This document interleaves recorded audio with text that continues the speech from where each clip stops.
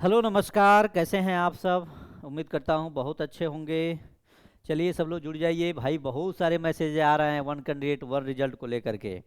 देखिए विज्ञापन जो है आपका मार्च में आ जाएगा, आवेदन शुरू हो जाएगा, लेकिन आपसे एक रिक्वेस्ट है कि ओटीआर की प्रक्रिया शुरू हो गई है।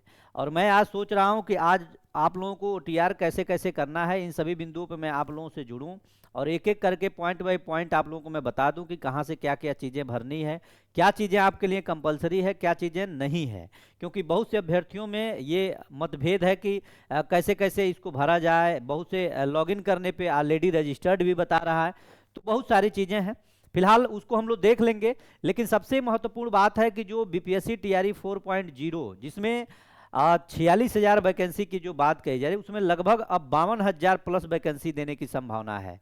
क्योंकि जब तक फाइनली नोटिफिकेशन नहीं जारी हो जाता तब तक कोई नहीं ये कह सकता। क्योंकि अभी देखिए 2 दिनों से एक चीज़ आप लोगों के सामने आ रहा होगा, जो 407 कंप्यूटर टीचर की जो बहाली होनी है उसका जो डाटा रिलीज किया गया है, ऐसा बताया जा रहा है कि ये डाटा फेक है।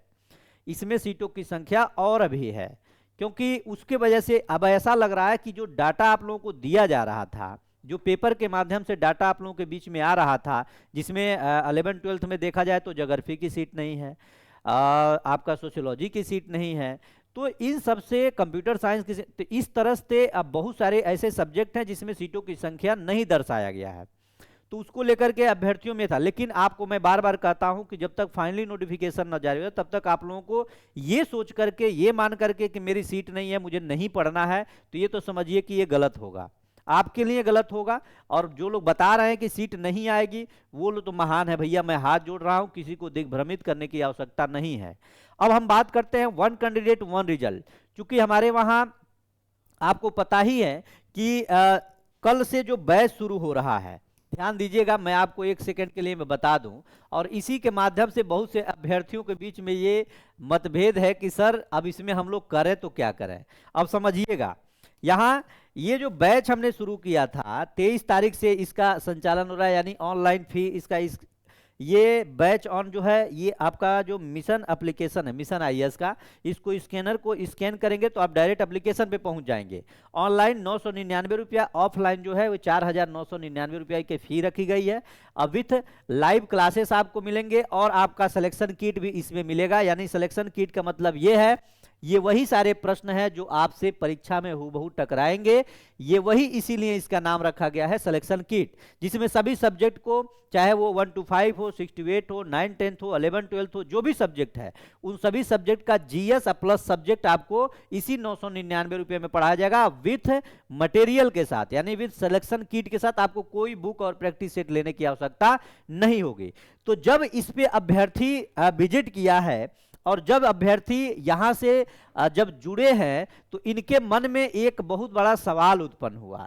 सवाल क्या था कि सर जो वन कैंडिडेट वन रिजल्ट की जो बात है, जो नीति इस बार लागू होने जा रही है टीआरई 4 में, इसमें क्या हम लोग बीएड किए हैं तो कोई एक ही आवेदन करेंगे? तो मैं आप सभी को मैं एक चीज के लिए निश्चिंत कर देना चाहता हूं कि मैं शुरू में भी कहा था कि आपसे कोई आवेदन का अधिकार नहीं छीन सकता। यानी कहने का मतलब यह है कि अगर मान लीजिए आपने बीएड किया है, ध्यान दीजिएगा, तो आप सीटेट पास होंगे तो 6 to 8 में भी अपीयर होंगे, उसके बाद 9 to 10th में भी आप आएंगे, अगर एस्टेट पेपर 1 और 2 पास हैं तो 11 to 12th में भी आएंगे। ध्यान दीजिएगा, अब कोई आपसे कह दिया है कि वन कैंडिडेट वन रिजल्ट जारी हो गया है और टीआरई 4 में, तो आप इनमें से कोई एक ही आवेदन करेंगे, ऐसा बिल्कुल नहीं है। ध्यान दीजिए, ऐसा बिल्कुल नहीं है। आपके पास आपका पूरा डॉक्यूमेंट्स है, पूरा अधिकार है। आपने बीएड किया है तो 6 to 8 में अगर सीटेट पास हैं तो वो भी आप देंगे, 9 10th के लिए पेपर 1 एस्टेट पास हैं तो भी आप भरेंगे, और पेपर 2 अगर आप एसटीटी पेपर 2 अगर पास हैं आप, तो भी आप आवेदन करेंगे। यानी कि आवेदन आप अगर तीनों एलिजिबिलिटी रखते हैं तो आवेदन आपको तीनों में ही करना है।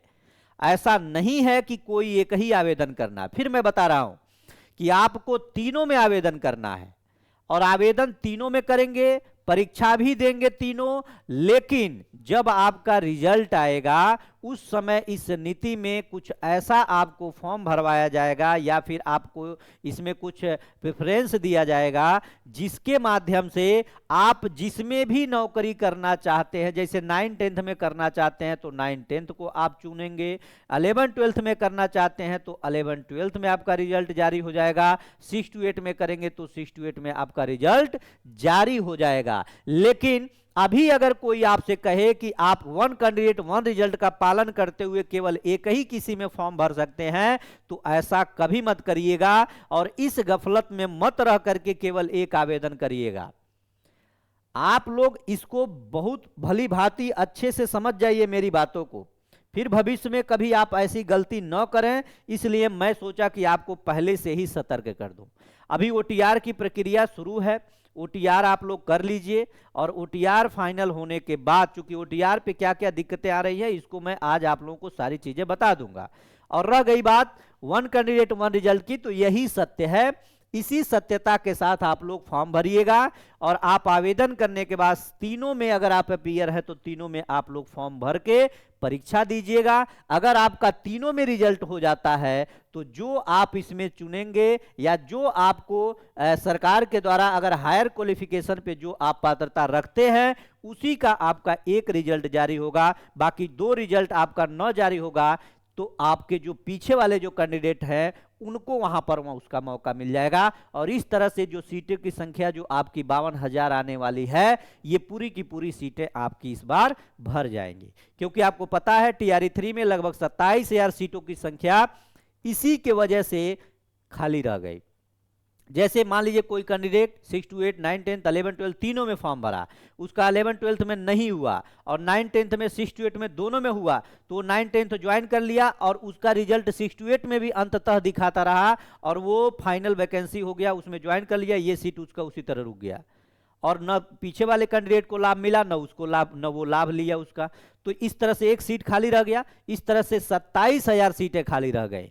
तो मैं बस यही कहूंगा कि इस गफलत में मत रहना मेरे भाई। अगर कोई कहता है वन कैंडिडेट वन रिजल्ट में एक ही फॉर्म पड़ेगा तो ये बिल्कुल सरासर गलत है और आपको सभी आवेदन करने हैं। अगर आपके पास पात्रता परीक्षा सबके आप पास है तो आपका डॉक्यूमेंट सब कुछ सही है तो सब में आप आवेदन करेंगे और सब में आपको नौकरी मिलेगी। लेकिन नौकरी लास्ट में जो है वो जो आप एक चुनेंगे या जो हायर क्वालिफिकेशन होगा उसी पे आपका एक वन कैंडिडेट वन रिजल्ट जारी हो जाएगा। बाकी नीचे वाले 2 पोस्ट आपके दूसरे अभ्यर्थी कैंडिडेट आपके साथी भाई बहन जो भी होंगे इस परीक्षा में अपीयर उनको मिल जाएगा। तो आपको ये सब चीजों पे ध्यान देना है। और फिर मैंने कहा था कि आवेदन अगर मार्च से आपका शुरू हो रहा है तो अभी थोड़ा सा रुक करके जो भी डॉक्यूमेंट्स है अपना जो गलतियां हो रही हैं, बहुत से अभ्यर्थियों की कॉल आ रहा है, मैसेज आ रहा है कि सर मेरा ये गलत है वो गलत है, तो उन गलतियों को सुधार करने की जरूरत है। अभी आपके पास समय है, आप पूरा का पूरा सुधार कर लें, उसके बाद से ही आवेदन करें, क्योंकि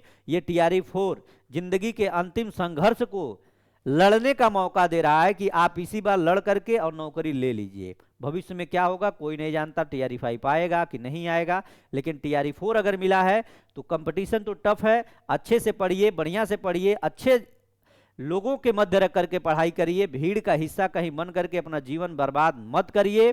अच्छे से पढ़ के और बढ़िया से सफल होइए, फिर दोबारा ये मौका आपको नहीं मिलेगा। बाकी वन कैंडिडेट वन रिजल्ट सब कुछ आप समझ गए होंगे और यही मुझे बताना था। बहुत बहुत धन्यवाद, नमस्कार, जय हिंद साथियों।